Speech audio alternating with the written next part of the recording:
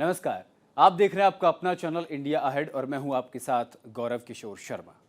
Gangster Mukhtar Ansari की cardiac arrest से मौत होने के बाद समूचे उत्तर प्रदेश में अलर्ट जारी किया गया है। मऊ और गाजीपुर में पुलिस फ्लैग मार्च कर रही है। मऊ, बांदा और गाजीपुर में धारा 144 लागू कर दी गई है। मुख्तार अंसारी से भले ही बड़े से बड़े नेताओं और अधिकारी कांपते हों, लेकिन कई माफिया ऐसे भी थे जो मुख्तार से अदावत लेने की हिम्मत रखते थे। इसीलिए उसके दुश्मनों की लिस्ट में भी कई बड़े नाम थे। उसके दुश्मनों की सूची भी काफी लंबी थी। दुश्मनों की पहली सूची में अगर सबसे पहला किसी का नाम आता है तो वो पूर्वांचल के बड़े माफिया डॉन बाहुबली ब्रजेश सिंह का है। तो चलिए शुरू करते हैं आज का खास कार्यक्रम मुख्तार मौत और मिस्ट्री। कार्यक्रम का नाम है मुख्तार मौत और मिस्ट्री। तो चलिए सबसे पहले आपको बताते हैं कौन है मुख्तार और उसकी मौत का क्या राज है और पीछे की मिस्ट्री क्या है। सबसे पहले ग्राफिक के जरिए आपको बताएंगे कि सबसे पहला सवाल, कौन है मुख्तार अंसारी। संदेह के घेरे में मुख्तार की मौत फिलहाल है, सवाल खड़ा कर रहा है विपक्ष। लेकिन आपको बताते हैं कि मुख्तार अंसारी कौन है। मुख्तार अंसारी का जन्म 3 जून साल 1963 को गाजीपुर जिले के मोहम्मदाबाद में हुआ था। उसके पिता का नाम सुभान अल्लाह अंसारी और मां का नाम बेगम राबिया था। गाजीपुर में मुख्तार अंसारी के परिवार की पहचान एक प्रतिष्ठित राजनीतिक खानदान की है। 17 साल से ज्यादा वक्त से जेल में बंद मुख्तार अंसारी के दादा डॉक्टर मुख्तार अहमद अंसारी स्वतंत्रता सेनानी थे। गांधी जी के साथ काम करते हुए वो साल 1926 और 27 में कांग्रेस के अध्यक्ष भी रहे।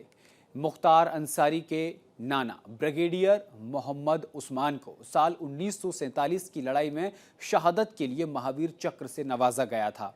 मुख्तार के पिता सुभानुल्लाह अंसारी गाजीपुर में अपनी साफ सुथरी छवि के लिए राजनीति में सक्रिय रहे थे।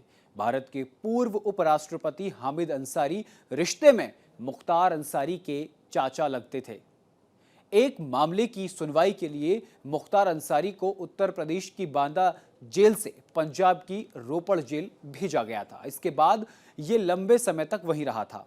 उत्तर प्रदेश में बीजेपी की सरकार बन जाने के बाद मुख्तार वापस नहीं आना चाहता था। उसे उत्तर प्रदेश लाया जाने के लिए दोनों राज्यों की सरकारों के बीच लंबी चौड़ी खींचतान चली। मामला इतना बढ़ गया कि पूरा मामला सुप्रीम कोर्ट तक पहुंच गया। सुप्रीम कोर्ट ने सुनवाई के बाद उसे उत्तर प्रदेश में शिफ्ट करने का फरमान जारी कर दिया। इसके बाद 7 अप्रैल साल 2021 को सुप्रीम कोर्ट के आदेश के बाद भारी सुरक्षा इंतजामों के बीच बाहुबली मुख्तार अंसारी को पंजाब के रोपड़ से हरियाणा के रास्ते आगरा के जरिए इटावा और औरैया होते हुए बांदा जेल पहुंचा दिया गया। तो ये हम आपको बता रहे हैं कि मुख्तार अंसारी आखिर कौन था और आखिर मुख्तार अंसारी का परिवार वर्चस्व क्या था। अब आपको हम ये बताते हैं ग्राफिक के जरिए कि मुख्तार अंसारी के परिवार में आखिर कौन कौन है, वो आपको ग्राफिक के जरिए बताते हैं। माफिया का परिवार, पिता सुभान अल्लाह अंसारी, माता राबिया बेगम अंसारी और पत्नी अफसा अंसारी। ये 3 भाई, 3 भाइयों में सिबागतुल्लाह अंसारी बड़ा, अफजल अंसारी और फिर मुख्तार अंसारी। इन तीनों भाइयों का राजनीति में तगड़ा वर्चस्व। क्या वर्चस्व, वो आपको बताते हैं। ये मतलब माफिया का राजनीतिक वर्चस्व क्या था, मुख्तार परिवार का राजनीति में वर्चस्व। सिबागुल्लाह अंसारी का राजनीतिक वर्चस्व बताते हैं, जो सबसे बड़ा भाई है। 2012 में समाजवादी पार्टी पर चुनाव लड़ा, जीता। 2017 में कौमी एकता दल से चुनाव लड़े, जीते। 2 बार के विधायक हैं। मुख्तार अंसारी के बड़े भाई हैं ये भी राजनीति में हैं और समाजवादी पार्टी में इनका काफी लगाव रहा है। उसके बाद अफजल अंसारी दूसरे नंबर के भाई हैं। 5 बार के विधायक हैं, 2 बार के सांसद हैं और साल 2024 के लोकसभा चुनाव में समाजवादी पार्टी के प्रत्याशी के तौर पर चुनावी मैदान में हैं। यानी कि समाजवादी पार्टी के टिकट पर लोकसभा का चुनाव लड़ रहे हैं 2024 में। ये मुख्तार परिवार का राजनीतिक वर्चस्व। अब आपको बताते हैं खुद मुख्तार की राजनीतिक हिस्ट्री क्या रही है, मुख्तार का खुद का राजनीतिक वर्चस्व क्या रहा है। देखिए, मुख्तार अंसारी का मऊ सीट पर खासा दबदबा है। यानी मुख्तार अंसारी मऊ सीट से चुनाव लड़ता था। यह मुख्तार अंसारी का हम राजनीतिक सफर आपको बता रहे हैं। मुख्तार अंसारी का मऊ सीट पर दबदबा था और इसीलिए वो लगातार 5 बार वहां से विधायक चुना गया।